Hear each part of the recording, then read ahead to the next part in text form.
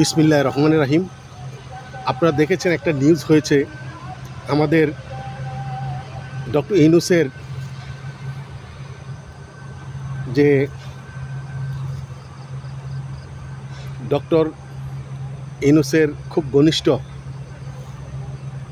যিনি প্রেস সচিব ডাস্টবিন শফিক, তিনি একটি বিবৃতি দিয়েছেন। করে বাংলাদেশের সব পত্রিকার মধ্যে নিউজের মধ্যে তা হচ্ছে এবং স্বাধীনতার বিপক্ষের শক্তি সবাই এত খুশি হয়েছে যে তাদের ঈদ হয়ে গেছে। সে এক বিবৃতি দিয়েছে যে ভারত থেকে তারা চিঠি দিয়েছে শেখ হাসিনা সহ এই আসাদুজ্জামান কামালকে ফিরিয়ে আনার জন্য, প্রত্যাবর্তনের জন্য। কিন্তু সে বলছে যে আসাদুজ্জামান কামালকে প্রথম প্রত্যাবর্তন করে এই চুক্তি বাস্তবায়ন হবে। তারা ঈদের আনন্দ করছে। বোকারা জানে না যে অজিত দোভাল যখন খলিলুর রহমান গিয়েছে তখন বলেছে যে আমরা এই আইসিটি আদালত ওইটা আমরা মানি না, এমনকি আন্তর্জাতিক আইসিটি আদালত যেটা হেগের মধ্যে আছে ওইটা তো ভারত সিগনেচার করে নাই, যার জন্য ওই আদালতে ভারতের বিপক্ষে কেউ করতে পারবে না, কিছু করতে পারবে না। বাইরে ওই আদালত তাদের স্বাক্ষরিত নয়, তারা এটা মানেও না। আর বাংলাদেশের আদালত তারা বলছে যে এই আদালতের যাই রায় হয়েছে সব কপি এবং কিভাবে বিচারপতি নিয়োগ দেওয়া হয়েছে এই প্রক্রিয়াগুলো আমরা দেখতে চাই। আর কিভাবে বিচার প্রক্রিয়া রয়েছে এটা বছর কি বছর লেগে যাবে এমন একটি। আর তারা এখানে আনন্দ করছে। আর কিছু মানুষ না বুঝে বলছে এই ডক্টর আসাদুজ্জামান কামালকে ফিরিয়ে আনছে, পরে শেখ হাসিনাকে আনবে। এবার জীবনে কোনো দিনও তা সম্ভব না। আর শেখ হাসিনাকে তো ফিরিয়ে আনা এটা কল্পনার বাহিরে। ভারত বলেছে আমরা হ্যাঁ চিঠি পেয়েছি, পরে আমরা বলবো।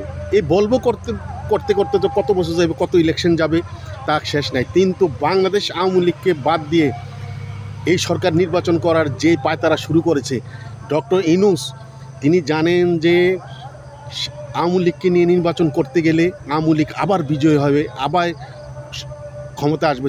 তার কথা হলো আমার উপরে যতই খড়গ নেমে আসুক কেন আমি আওয়ামী লীগকে নির্বাচন করতে দেব না। বিএনপি জামাত যেই আসুক তার কোনো আর সমস্যা নাই। তিনি নির্বাচনটা দিয়ে যদি বিএনপি ক্ষমতায় আসে তাহলে তিনি প্রেসিডেন্ট হওয়ার যেই ইয়েটা ছিল, প্রতিশ্রুতিটা ছিল এই তারেক রহমানের সাথে, তা হয়তো প্রেসিডেন্ট হবে। আর যদি অন্য কেউ আসে তিনি দেশ থেকে চলে যাবেন। এরপরে যা হোক হোক, শেখ হাসিনা তো আসতে পারলো না, তিনি একটা লঙ্কে আগুন লাগাই দিয়ে চলে যাওয়ার পদ্ধতিতে উনি আছেন। বাংলাদেশ আওয়ামী লীগকে বাদ দিয়ে নির্বাচন কোনোভাবে সম্ভব না। যদি এই নির্বাচন হয়, আমি বললাম 1 বছরের মধ্যে বাংলাদেশে এমন এক ঘটনা ঘটবে যে এরা যে কোথায় পালিয়ে যাবে এই বর্তমান সরকার এবং যারা ক্ষমতা নেবে তার কোনো দিক বিদেশ পাবে না। কমনওয়েলথ পৃথিবীর মধ্যে জাতিসংঘের পরে সবচেয়ে বড় অর্গানাইজেশন হলো কমনওয়েলথ। 53টা রাষ্ট্র এই কমনওয়েলথে। এই 53 রাষ্ট্রের কমনওয়েলথের সেক্রেটারি তিনি বাংলাদেশের রাজনীতিবিদদের সাথে প্রত্যেক দলের সাথে কথা বলেছে, এমনকি সজীবউদ্দৌলা জয়ের সাথেও কথা বলে, আওয়ামী লীগের নেতৃবৃন্দের সাথে কথা বলেছেন। এতেই প্রতীয়মান হয় তারা চাচ্ছে যে একটা ইনক্লুসিভ নির্বাচন। এর মধ্যে তো বিভিন্ন দেশ, বিভিন্ন সংগঠন, বিভিন্ন মানবাধিকার সংগঠন সবাই বলছে আওয়ামী লীগকে নিয়ে নির্বাচন, এক ইনক্লুসিভ নির্বাচন ছাড়া এই নির্বাচন গ্রহণযোগ্য হবে না।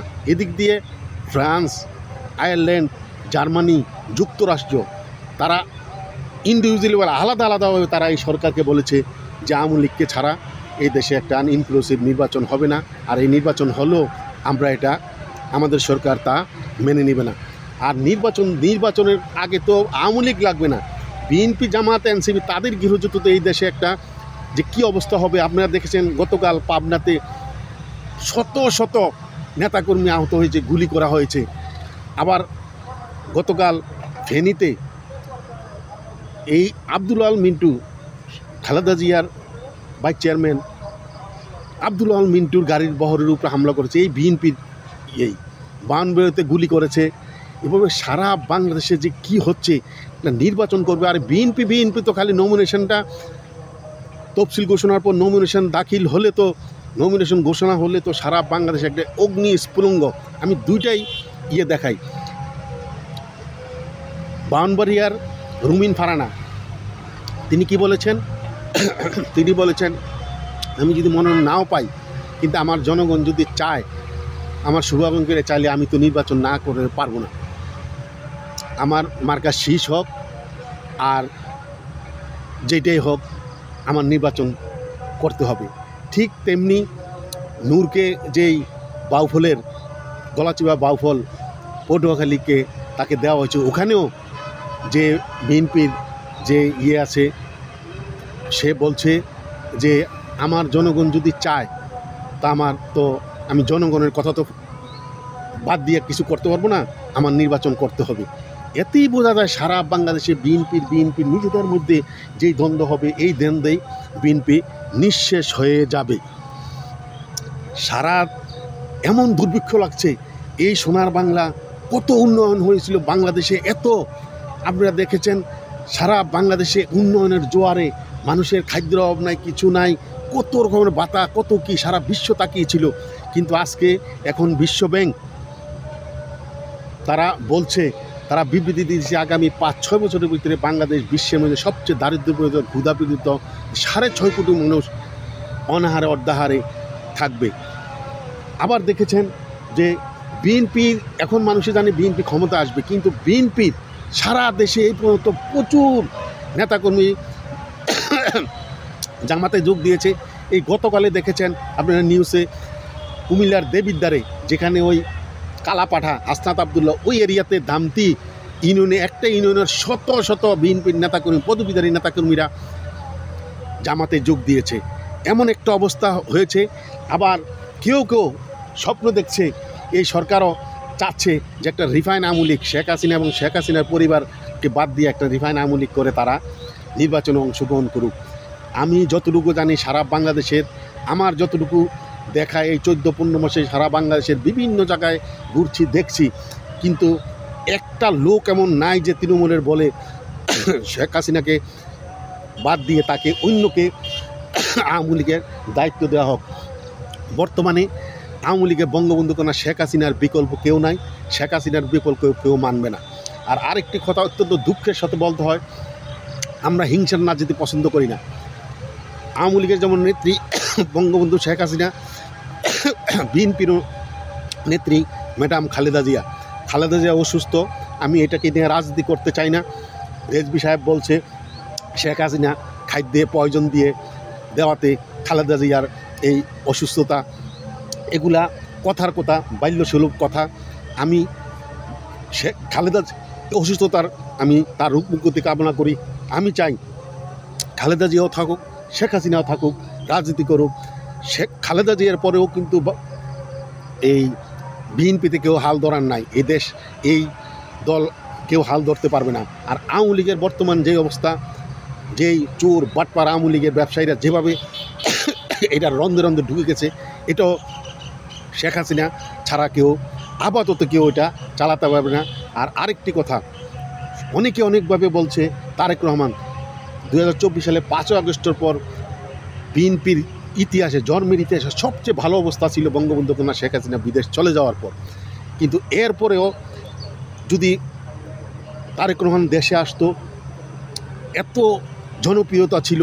আর তখন 3 মাস, 2024 সালে 5 আগস্টের পর 3 মাস বা 6 মাসের মধ্যে নির্বাচনের 280টি আসনে বিএনপি বিজয় হতো। কিন্তু এখন তারা বিজয় হবে কিনা এটা নিয়েই চিন্তা। তবে অনেকে অনেক কথা বলছেন। আমার ক্ষুদ্র রাজনৈতিক অভিজ্ঞতায় আমি বলছি, তারেক রহমান শুধু আসতেছে না। আপনারা জানেন তারেক রহমান এক সময় দাউদ ইব্রাহিম, ভারতের সবচেয়ে শত্রু, বোম্বেতে যেই হামলা হয়েছিল এই স্টক এক্সচেঞ্জে, ওখানে প্রচুর লোক মারা গেছিল, দাউদ ইব্রাহিমের হাত ছিল। এই দাউদ ইব্রাহিমের সাথে বৈঠক করেছে দুবাইয়ে তারেক রহমান। তাই তারেক রহমান রয়ের টার্গেটে আছে। তারেক রহমান জানে বাংলাদেশে আসলে, যেমন শেখ হাসিনা পাকিস্তানের ISIর টার্গেটে আছে, তারেক রহমানও রয়ের টার্গেটে আছে। এই জন্য সে আসতেছে না। এই 5 আগস্টের পরও আসে নাই।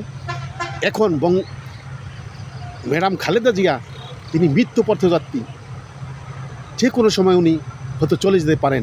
কিন্তু এই সময়ে তিনি আকুতি বিকুতি চেয়ে গেছেন যে তার ছেলে তারেক আসছে না, কিন্তু এরপরও খালেদা জিয়া বলছে না তারেক আসুক। তিনি জানে তারেক রহমান আসলে তার জীবন অত্যন্ত, তার জীবন নিয়ে ছিনিমিনি খেলা হবে, তার সন্দেহ তাকে রাখবে না।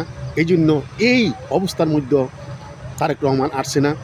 তাই আগামী দিনে আওয়ামী লীগের নেতা ভাই বোনদের বলবো, সারা পৃথিবী তাকিয়ে আছে আমাদের ইলেকশনের জন্য। আরেকটি কথা বলি, ভারতের জেমস বন্ড, পৃথিবীতে যেই কয়েকটা গোয়েন্দা সংস্থা আছে, পাকিস্তানের ISI, এই আমেরিকার CI, রাশিয়ার KGB, এভাবে যেই গোয়েন্দা সংস্থা পৃথিবীর, এর মধ্যে কিন্তু ভারতের গোয়েন্দা সংস্থার এই অজিত দোয়াল সবচেয়ে, তাকে ভারতের জেমস বন্ড বলা হয়। তার অনেক হিস্ট্রি আছে, অনেক সাকসেসফুল আছে, ওগুলো বলে শেষ করা যাবে না। তাই আর শুধু সংক্ষেপে যদি বলি, যে এই কয়েকটি ঘটনা যা আপনারা দেখেছেন, যে স্বর্ণ মন্দির, শিখদের স্বর্ণ মন্দির, এটা নিয়ে অনেক শিখেরা একটা আলাদা রাষ্ট্র চেয়েছিল, কিন্তু এই অজিত দোভাল তা রক্ষা করেছে। বাংলাদেশের পাশে যে মণিপুর, এটাও মুক্তিযুদ্ধ করে তারা একটি আলাদা রাষ্ট্র করতে চাইছিল, এটাও করতে পারে নাই। এই অজিত দোভালে সব কিছু করেছে। এবং ভারতের পাশে যেই গ্যাংটক আমরা ঘুরতে যাই, ওই ওইটাও একটা রাজ্য ছিল, রাজার অধীনে ছিল, ওটাকেও ভারত নিজের অঙ্গরাজ্য করে নিয়েছে, যেটাকে সিকিম বলে। তো এভাবেই আর পাকিস্তানের সাথে তো এই গোয়েন্দা অনেক এমন কাজ করেছে, তাকে এই জন্য ভারতের তাকে জেমস বন্ড খ্যাত। সেই অজিত দোভাল বঙ্গবন্ধু কন্যাকে, শেখ হাসিনাকে রিসিভ করে, তার অধীনেই বঙ্গবন্ধু কন্যা শেখ হাসিনা আছে। সেই অজিত দোভাল সে তো আর বসে থাকবে না, সেই জেমস বন্ড অবশ্যই সে তার কি করলে কি হবে, সে তার মাস্টার প্ল্যান নিয়ে এগিয়ে যাচ্ছে। খালি আমি বলবো, বাংলাদেশ আওয়ামী লীগের নেতাকর্মী দ্বারা আপনারা ভাই লীগ বাদ দিয়ে সবাই ঐক্যবদ্ধ থাকুন। পৃথিবীর কোনো শক্তি আমাদেরকে দমিয়ে রাখতে পারবে না। ইনশাল্লাহ আওয়ামী লীগের ভালো সময় আসছে, শুধু আমাদের দরকার সবাই ঐক্যবদ্ধ থাকা। এবং এই যে রায় হচ্ছে, এই ফরমাইশি রায় কিছু হবে না। আপনারা দেখছেন ATM আজারের জামাতে তার মৃত্যুদণ্ড, ফাঁসির রায় হয়েছিল, এই সরকার পরিবর্তনের পর সে এখন আরামায়েশে ঘুরছে। তারেক রহমানের সব কেস চলে গেছে। ইনশাল্লাহ বঙ্গবন্ধু কন্যা শেখ হাসিনাকে আমরা আনতে পারলে এই আদালতেই আবার শেখ হাসিনাকে সব রিলিজ দিয়ে দিবে। তাই সবাই ঐক্যবদ্ধ থাকুন, বাই লীগ পূরণ করুন। ইনশাল্লাহ আল্লাহর রহমতে আগামী দিনে আমাদের ভালো সময় আসছে। তাই সবাইকে ঐক্যবদ্ধভাবে এগিয়ে আসার জন্য এবং সাহস, মনোবল, শক্তি রেখে ইনশাল্লাহ আমাদের বিজয় আসবে। পৃথিবীর কোনো শক্তি আমাদেরকে দমিয়ে রাখতে পারবে না। কথা বলে আমার কথা এখানে শেষ করছি। জয় বাংলা, জয় বঙ্গবন্ধু, জয় হোক বাংলার মেহনতি মানুষের।